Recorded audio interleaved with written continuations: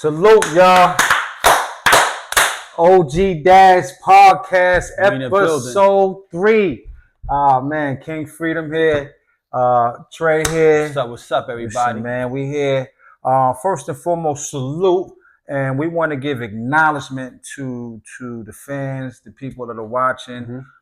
The first day that we dropped, we got some good acknowledgement. We did, man. Over 3,000 views, a couple of comments, a couple of replies, a couple of shares. You know, we appreciate everybody in this community that we're building right now. So salute to y'all for that. We want to give y'all huge acknowledgement. But today we're talking about, did we or I already spend my best years? And what do y'all think about that? This is a topic that many people speak on when we're spending. I said it a couple of times myself, like, yo, damn, I'm out of my years. I got the best years out of me, man. You washed up? Might not never be. Niggas be washed up, you gotta be shitting me. You washed up with. But the question is, what are those best years, right? Mm-hmm. Some people define those best years as the younger years, the 18, 20s, all the way up to the 30s. Some people classify their 30s and the 40s. I ain't gonna hold you. I've done a lot of things in my life, US as well. But right now, I'm feeling like I'm in my prime. I'm starting to really feel like these are my best years. Why do you feel like that? Clarity. I'm more disciplined. I have a little bit more control over my emotions. I'm grown, so the thinking is different. My perception on how I view things. What I would normally jump out the window for in the past, I think twice now because I got babies. I got to think about it and want to do this. So, but where I'm at as far as mentally, and I mean, me and you build everything. King, how you feel about it? Especially how you express yourself, how you talk about things, the clarity, vision. I believe my best years are ahead of me, and I feel like I still got a lot to learn. And one thing about life, you're always learning, you're always building, right? So, you know, you learn from your past experience that helps you establish with the person that you are now, right? In this community, we're talking about men growth, right? So I believe that in your 20s, you're learning, you're retaining information. And now at our age, in our 40s and pushing 50s, we are definitely, the all information we retain, we are shooting out there to the world and let other people know from our experience what to do, what not to do. But as far as experiences and living our best lives, nah, man, I'm going to Martha's Vineyard in August. You know what I'm saying, son? I'm going to Cali next week. I'm going to the J concert in July. Like, I'm traveling. So yeah, son. Best years Man, he's my best year. I got my family. So, you know, people feel like, you know, in their older years, man, might be their better years, man. As an OG dad, we started late. Facts. Family-wise, we started late, though. We started a lot later than me. Yeah. So, you know, your experience is a little different. So it's a generational gap happening honestly, right now. We kind of started at the same time, as in what I mean is the second child, right? Like I got to be able to do it again, and honestly, we got to do it again because I think we connected when they was like 1 or 2 or something. Like that. Right? They 7 or 8, so we got 5 years in our reconnection. So not for nothing, that's the real thing. I think personally, just not to belabor the topic, I think every phase that we go through in life are going to be some part of our best years. It's like a collage of things that you kind of went through that you can pick and choose from eras of your life that can compose of your best years, right? Right. Because we got highlights from all these seasons, right? Yeah. I ain't saying it's easy as I get older. Hell no, man. It gets more turbulent.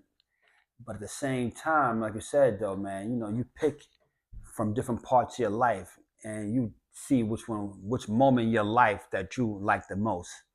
And I can dig that, though. That makes sense, though. So the best years is, you know, I guess that's descriptive. That could be personal. However a person feels, they define it, and where they are in their world. And, you know, some people at this age are elevated. As OG dads, they might be at a prime position in their life where it's their best years. You got some guys that been on top at an early age, and now they're on their downslide and trying to recoup. I know a lot of guys like that. So they 30s and things like that might have been their best years, whereas right now they washed up. I don't want to say washed up. So I'm gonna say financially struggling or going through a phase in their life. You know what I'm saying? So that's important. But also, do you think it's like a myth? Like, do you think there's a myth about your prime? or being in your prime? I mean, I'm not a ball player, but I used to bust niggas' asses. Yeah. The fuck you. You know what I'm saying? I ain't that good either, but he tried. But what is the prime? What is your prime? I guess the prime when your testosterone levels are the highest moment or the peak moment in your life. You said testosterone levels. I see your mind got all yeah. That's what I feel like, you know. Okay. That's the prime of your life. The prime of your life. I think when you're not scared to do nothing, when you're you know, you want to be with this person, you want to be with this lady, you know, you want to obtain knowledge from all aspects. I said those might be your prime years, but also as you get older, you know, you might have more clarity, so that might be your prime years also too, though. That's and see, that's where I'm sitting here as you talking. I'm processing my own thoughts around it, and I'm seeing like not for nothing. If we want to say prime, right? There's a time where I had the cars. There's a time where I had jewelry. It's like, and I would at one time classify that as my prime, right? But then when I look at it, those things, or that's part of my life that I've identified as my prime, it was only temporary things that it provided for me. I don't have none of that shit right now. I have nothing from that time frame that says, yo, this was the prime of your life with your pictures. So now that I'm looking at it, I think where I'm at today and what I'm trying to propel for towards with my kids and everything like that, and the picture I have in my brain actually is the prime of my life, because I'm probably going to be living that out in the next year, 2 years, or what no doubt, son. Projecting. And I believe that, you know, from the day you were born to the day you die is your prime years, though, because you always got a chance to recorrect something and learn from something too. He always want to try to drop some new. Like he want to be Nas, and Belly. You can't read no book, dog. That's you know. That's a salute, man, you know. But I feel like that's your life is your prime years, though. You know what I mean? You establish yourself. As men, we have to learn how to establish ourselves, put a foot down, and when we want to do something, we got to go after it, though. We are masculine men. We are preaching masculine energy. We are preaching directions. And a lot of OG dads out there, like I said before, man, they prime was in their 20s and early 30s, but it was misdirection prime. So now they're on a downtrend now. They might be locked up, or a lot of people can't get out of a certain phase in their life. Like Nas said, man, what's that song Nas said, man? He was talking about you still in the corner. Shit, my head got a bunch of lyrics in it. Yeah. But anyway, now you saying that you still living out your teenage years and you damn near 50 years old. A lot of dudes like that. I ran it, yo, bro. And these niggas might say that's their prime years. Yo, bro. I ain't even gonna get in that because I don't want to seem judgmental or cast judgment on what this person is doing in their life at that time. But I met some old heads that still bang like Big Homie and all that, like and. Like, yet again, you 55, 60, like, not, you know what I mean? Like, when you and I ain't no disrespect for nobody else. But anyway, I think the prime is when the energy from our youthful years meets the wisdom of our older years in that combination. I think that's when the prime. That middle point. Right, yeah, because the energy, like right now, and that's one of the things we've been saying, like, we don't be having the energy to do stuff like that no more. Right? That's another thing, man. OG dads, man. Like, yo, bro, you know, having a power nap in the middle of the day, man, is vital. Shoot, man. My Apple Watch said your sleep is bad. Yeah, I got terrible sleep, but that's a whole nother topic too, right? So, all right, here go a question I want to ask, and I think this is a question for the audience and us as well. Like, yo, like, drop your thoughts in there, would you go back to being 25 with what you know now?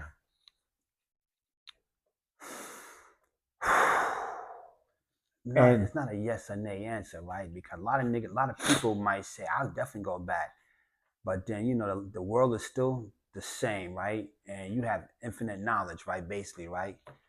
But then you have the I'm just thinking how I think. Do you have the resources to tap into growing wealth? That's what I'm thinking about wealth, right? What's the reason you're going back in time to do what?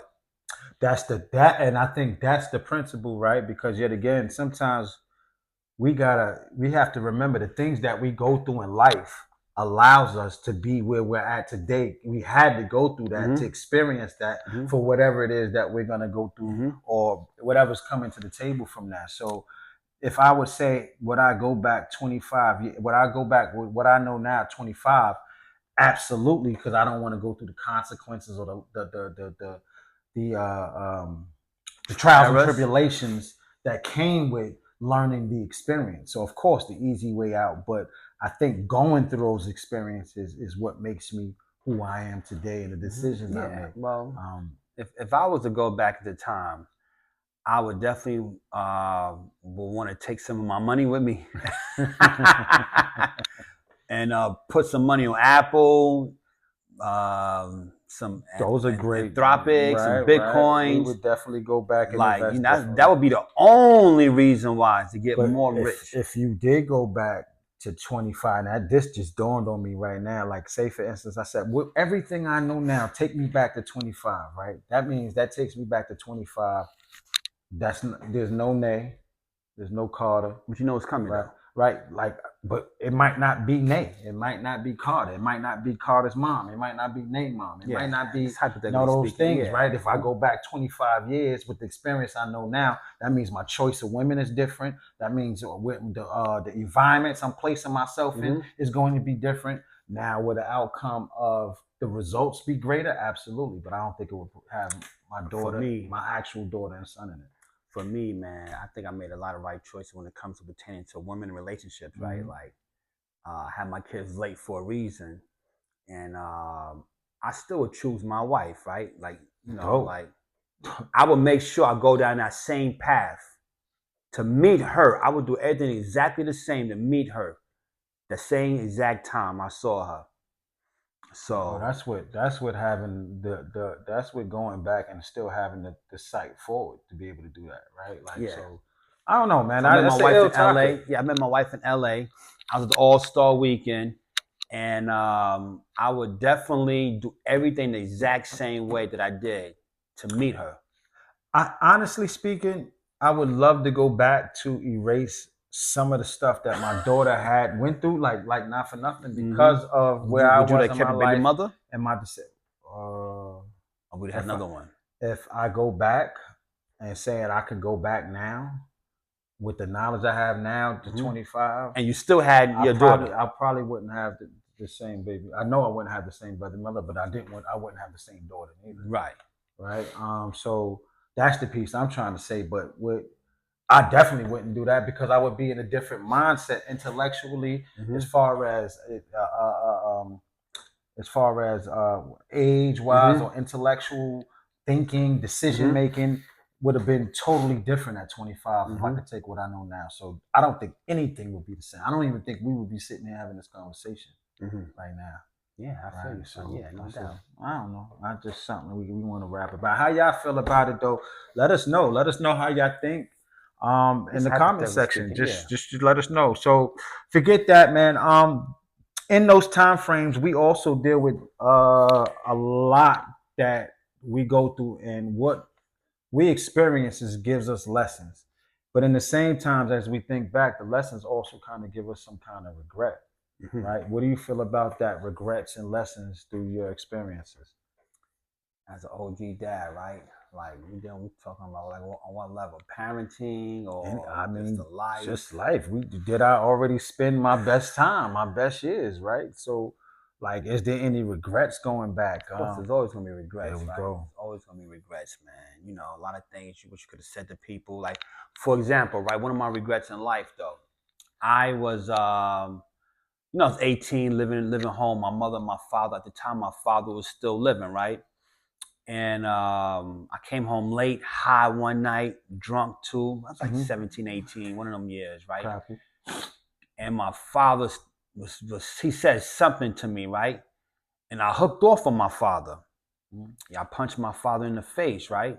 And it's a true story. And this is touchy too. And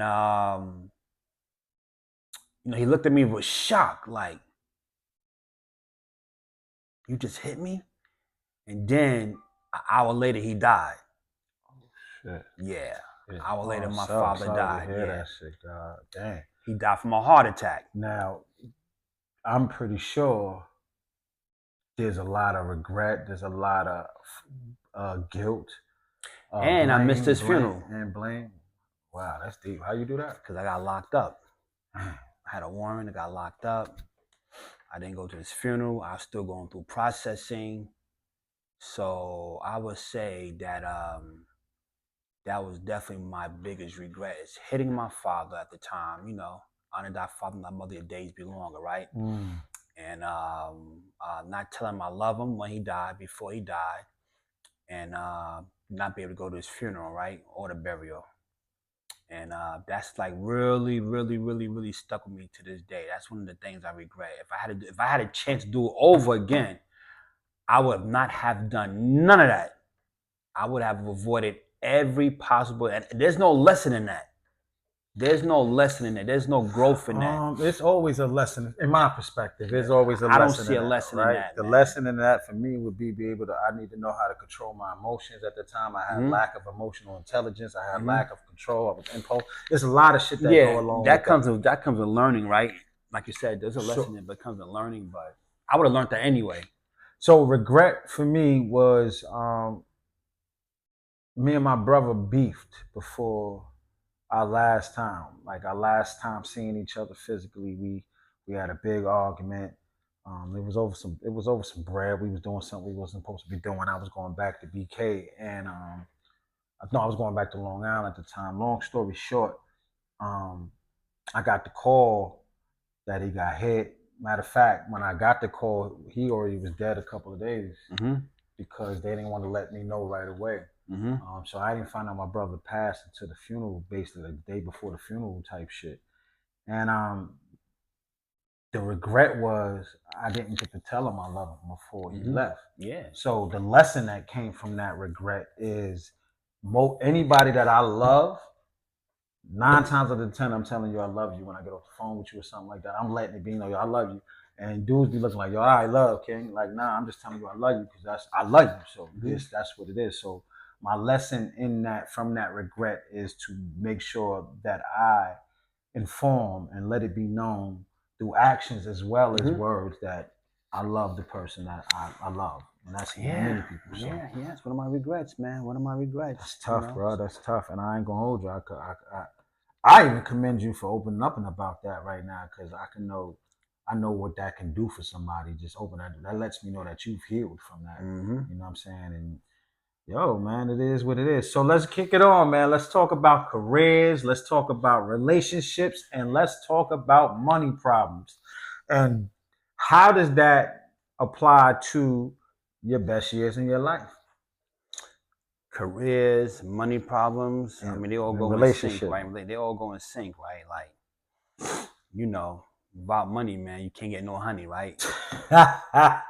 So you know how that go, and a lot of people. I disagree, but go ahead. Yeah, I mean, to each his own. Yeah, but I mean, to sustain a relationship, you need a committed relationship. You need money.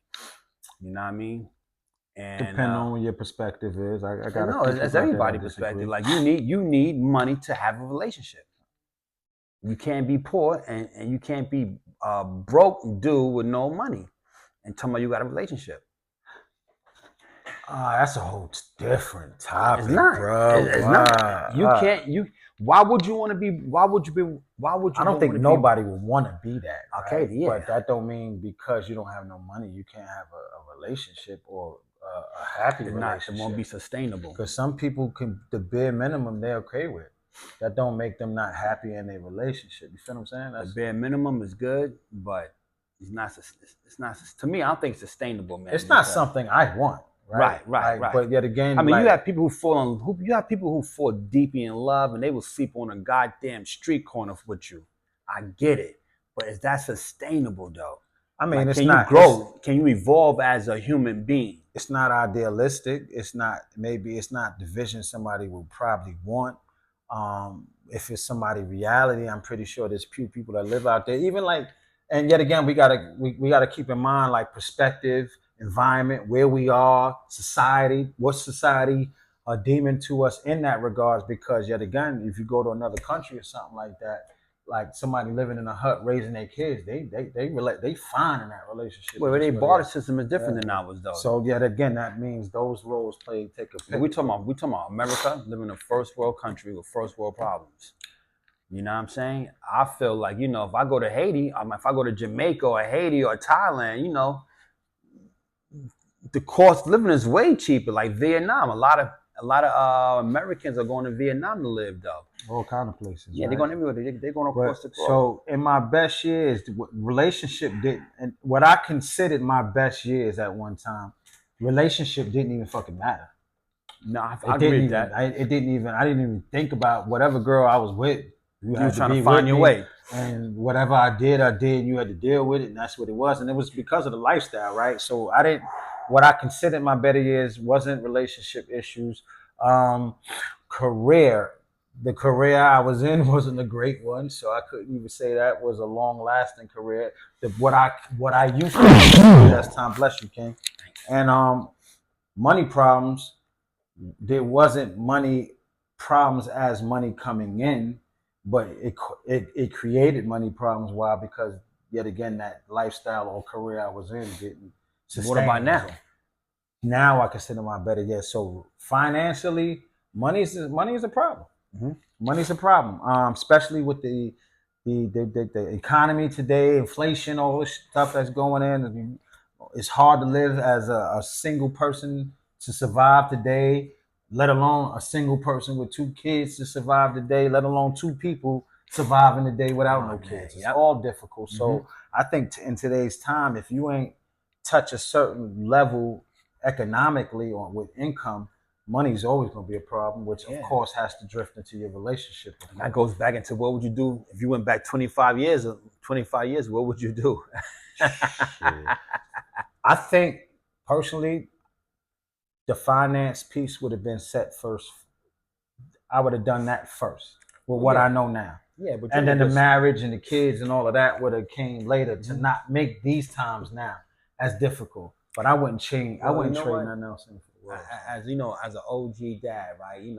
Our job as men, raising kids and having relationships, is to be the head of household, right? Indeed. That's the main objective, right? Like we talk about a lot of things on this discussion though, but our main focus is just focus on what men would do in certain situations, right?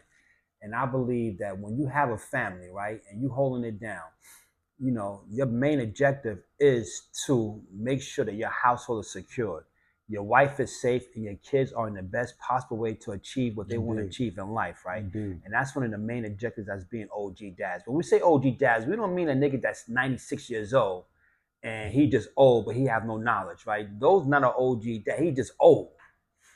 So it brought into what we was talking about. We was on the phone. You was on the phone with Born and all that, right? We was having a conversation. And we was talking Shout about out to Big Born. Salute, King. All right. We were talking about how this generation that we are in, we're in a clash. Not in a clash. We're a mix between what we looked at as granddads, right? Mm-hmm. But then the younger version, like our swag in this generation, our experiences, how we can connect with both levels, honestly does us a favor. Because now we can present, like, I don't know too many dudes in our age bracket that ain't looking at swag. Like our generation in general just is looking like OG dads, man. Like we have a perspective, we have a swag about us, but also we are on our growth level as well. It's something I've seen in our generation. Well, you know what, growing up in the 70s, right? I was a little kid in the 70s, growing up in the 80s, I was a little kid, right? The aesthetic was different back then. Mm-hmm. Like, men, like my father, he was, in the 80s, he was like 30 something in the 80s, right? But he looked at older. The style is different. Now, we're in the 2000s. It shifted. The style we rocking, the style the kids rocking now is a style we created for them 30 years ago. I don't want to say created, but yeah, I get what you're saying. We create the style. We put it together. We put it together. It's hip hop. We put it together. It's the culture. We put it together. I can definitely agree to that.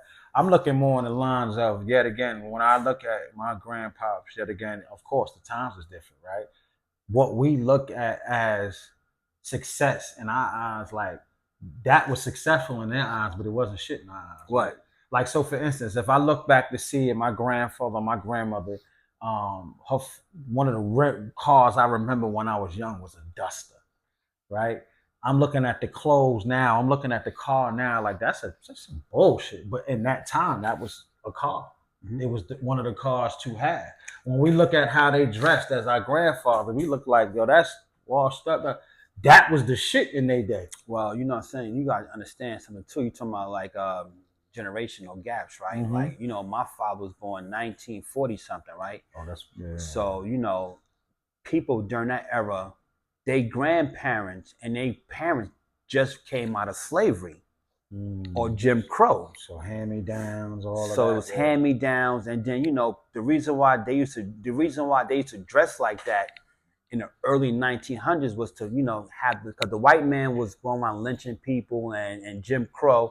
So they feel like they had on a suit on and a tie on. They were presentable to the white man. Which, it's history though. But that always wasn't the case because people still got lynched. Regardless on how they dress, right? The black man got lynched regardless of how they dress, right? So, but that style stayed with them, the way they dress. Copy. Like everything evolves, right? Copy. Everything evolves. So, you know, we evolved from that style to the style we have now. And I get it though, but as a man, though, you always want to present yourself well-groomed, haircut, you know, not all the time, because, you know, you're not going to be well-groomed every day, right? Mm-hmm. But you're going to be but when I say groom, I mean, you're not always going to have a haircut, right, every day, because you might miss the barber shop, or, you know, you might be doing something. You know, we all have real world responsibilities. Yeah. But you should stay well-groomed, like your clothes should always be ironed. That's one thing, you know what I mean? I agree. Your clothes should be it should fit nice, right? It shouldn't be too baggy. It shouldn't. And that brings something, because I ain't gonna hold you. That's what I'm fighting with, honestly. I love the way I dress. I love the young version. I love the jeans. I love the hoodie. I love the hat. I love the t-shirt. Mm-hmm. I love the Air Max, the Jordans. You know what I mean? And then also, I know that I have to make a shift into transition. So don't get it twisted. I know how to clean up nice, right? I know how to very much clean up nice, but fighting against letting go of that style of mine to shift into a different style at this age and time, right, is needed, especially with business, things that we're moving into. Your first appearance means a lot, right, to other people. Yeah. Knowing and understanding that, where back in the day we didn't care. I didn't give two shits about it. Well, not me. I always care how I look. That was always my pill. Yes, it was. I'm not saying like how I never dusty. Oh, okay. I'm talking about what I wore. I always care what I had on. Like, I always care how I dressed. I always care how I left my house. So I think you might be misconstruing what I'm saying. Mm-hmm. How urban wear.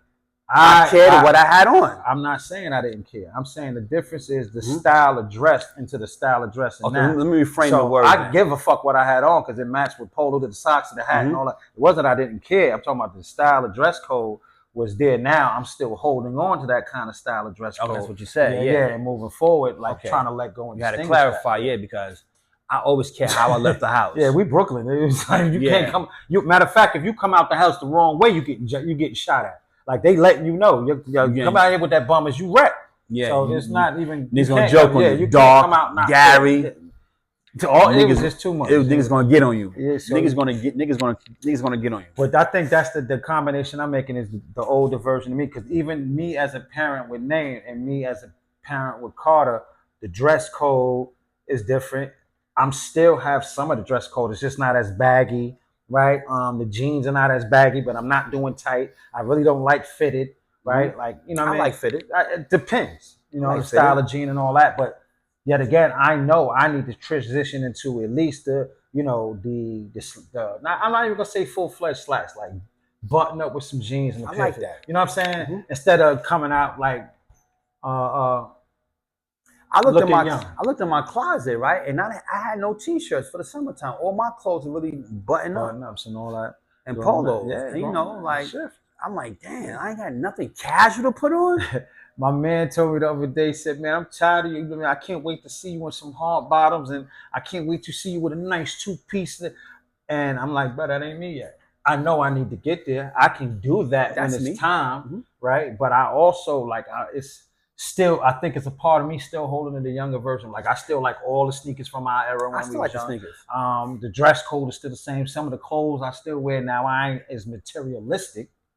I'm materialistic. I still am. I'm just not. There's nothing wrong with that. If you can afford your habit, why not? If you can afford to go to the store and buy your clothes and do what you want to do, then so be it. Then. So my thing for materialistic for me is saying it's okay for me to wear a regular white tee.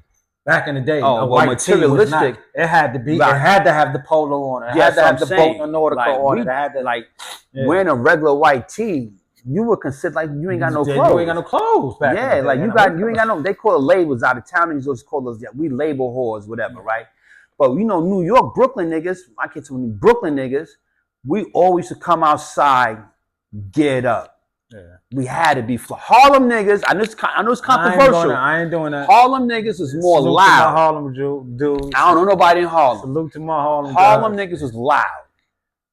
With they fashion. That's what I gotta say. Brooklyn niggas is fashion. But yet again, we're talking about the best times. Because that again, in my best time years was the time or those times, right? So of course I'm gonna classify with my best dress. But then when I look back at it, I look at a big picture of myself, I'm like, yeah, you put it together. That was iceberg, out the drip and all that. But then your shirt mad big, bro. You know what I'm saying? Yeah, it was just the times. But now that I'm looking back, like, that was the style, but I would never do that again. No, if it ever came to style again, you know what I mean? It's not a fashion, but baggy clothes are coming in style. Like you watch the females, right? Mm-hmm. Then like I'm into this. Like the females, they have the tight waist. Mm-hmm. I forgot what you call it, but the leg part is baggy. Mm-hmm. Back a couple of years ago, everything was fitted. For the females, a lot of things still fitted too, though. Yeah, but I mean, skin tight. Like active wear is like the new wear for the women. But well, that's another thing I heard. Yeah. I know it's off topic though, but I heard a girl on Instagram on social media. I forgot what her name is, and she said, "Bring back sundresses." I do miss a sundress, baby. Bring back sundresses. She tired of seeing girls with active wear, leggings, man. To each his own, y'all. All right, we digressed a little bit. Let's go back to it. One of the last topics, so we got a few more topics and points we want to talk about. Mm-hmm. But what about legacy versus success? Oh, they intertwine together, right? Are they the same? Oh, they intertwine, right? They start off separate, but then they become one. Because when somebody sees you, right, and you're successful, they remember you from growing up. They remember you, but they don't know you, right? But it's like, okay, like a nigga, I hate to say Jay-Z, right? But somebody like Jay-Z, his legacy supersedes him because he is successful, but his legacy is more than his success, if that makes sense. I agree. I don't think success, first and foremost, what is the success to you as an individual? Like that matters, right? Somebody's success ain't the 8-room mansion. Like that, somebody's success ain't that. Their success is to feel comfortable, pay my taxes, my kids is good. So first and foremost, what is the person? I believe is the person's definition of success. That's one. But I don't think success, depending on what most people's success talks about, is the like the finances, the leaving things, the assets, and things of that nature. I don't think that defines your legacy, but it enhances it. Mm-hmm. If that may, I believe that. Like I think somebody can go away and not have all the materialistic thing and still have a great legacy. Well, to your point, right? A mayor, he's successful, right? To a certain extent, yeah. To a certain degree, right? But his legacy will always follow him as a mayor. As a mayor, like he before. I'm not talking about Eric Adams and the corruption. He was a mayor. He was the mayor. That's successful, right? And his legacy supersedes him now because he had corrupt charges. A couple people in his cabinet got indicted. Okay. That's still all part of his legacy. You know? For me, and like yet again, it's back to perception, how somebody view it. Like I view becoming a mayor a notch. That's success. Me personally, I don't classify as success. And that's just me. Why? I just don't. Why? It's not something on the radar for me to see. Well, not you, but the majority. And that's for me. Yeah, right? But you're the minority. Right. The majority of people see a mayor as somebody who got the position as successful. I think the person, I think it is successful to do so. Honestly. Well, in your field, you're successful because people looked up. I hear your phone conversation. They look up to you. Yes. But yes. in his field, he's a step higher. And it's so good though. Me personally, like I said, I just didn't see, and maybe now that we're talking about it, I could shift to say, you know what, a mayor is successful. I don't see how you can't see it. Why? Because if that's his view, if that's what he chooses to be, and that's his success, then okay, yeah. I'm gonna lower the frame then. A pastor of a church, successful. It's successful. They hold a position that people look up to. Because I think a lot of people hold, and yet you're right. So yet again, I think that's a little bit of me saying a mayor doesn't have the status or finances of successful. So yet again, I'm saying he is successful in the right of politics. Absolutely. Mm-hmm. Yeah, in that field. Absolutely. Yeah. So I beg to differ. Some people looked at some people not. A lot of people looked at me as being successful. You are. They looked at me as being successful. You're a homeowner, right? So you already broke a barrier for most of people in our communities, probably in your generation or in your family. In my house, right? Yeah, my family, right? Like so, but that's a legacy. Right, that's another point though. Like I've done things that superseded some people's expectations, right? Which is the minority. Like I'm talking about the minority. A lot of people haven't done what I have accomplished in life. And I'm not saying that I did. No. I'm not saying that. I like to brag. Shit. I'm not saying that I've done that to brag. I had to do that to build a legacy. And do so. Because when you're doing something, you're doing it for your legacy. You're doing it to be successful. You're doing it to hold some weight in society. You should. Because when you die, right? This is one thing I learned. When you die, you know what your obituary going to say? He graduated from high school in 1995 and was a father, and that was it. It's nothing else. So I'm gonna say this, and yet again, it goes back to what the definition or perception of somebody sees as successful. So you brought up the scenario of me being in my field, and people, you heard the conversation. I don't view that as success. I just view that as a piece of me building my legacy. I don't view it as success. Okay. I view it as me just doing what I'm supposed to do, the job I'm supposed to do, or what I got in me naturally, innately to help others, right? So I don't view it as success, right? But now, what might make me say to view it successful is some type of accomplishment that I gained from doing that. Okay, Ask Mentoring has been the #1 mentor. Now I could say my legacy is meeting some form of success in that realm.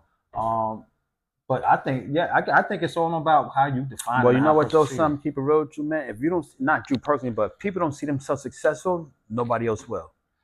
I can see that, because you're not speaking it. It's kind of like you ain't speaking it into existence or living it. I just don't see that thing of me helping people make me successful. Now, I think I'm successful from where I came from 11 years ago to now in the field. That is success. On your job, right? Yeah, and just coming home and getting acclimated and working my way through from intern, not getting paid, and climbing my way up to being somebody with no real master's degree or bachelor's degree. You understand what I'm saying? So to navigate in the field and the arena I have, for me throughout the years, that's successful in my eyes, and it's also a part of my legacy. Wow, wow. Well, yeah, when you master something. Oh, wow, yo, King, where you at with it? What else do you see, man, for today's about that we spend my best years? Honestly, these last 10, 11 years, I want to say why I think it's the best years on my prime. Because what I've achieved. Like this one, the bounce back for me was a lot more difficult because I didn't channel to the outlets I used to channel or utilize the resources that were available to me before in the past.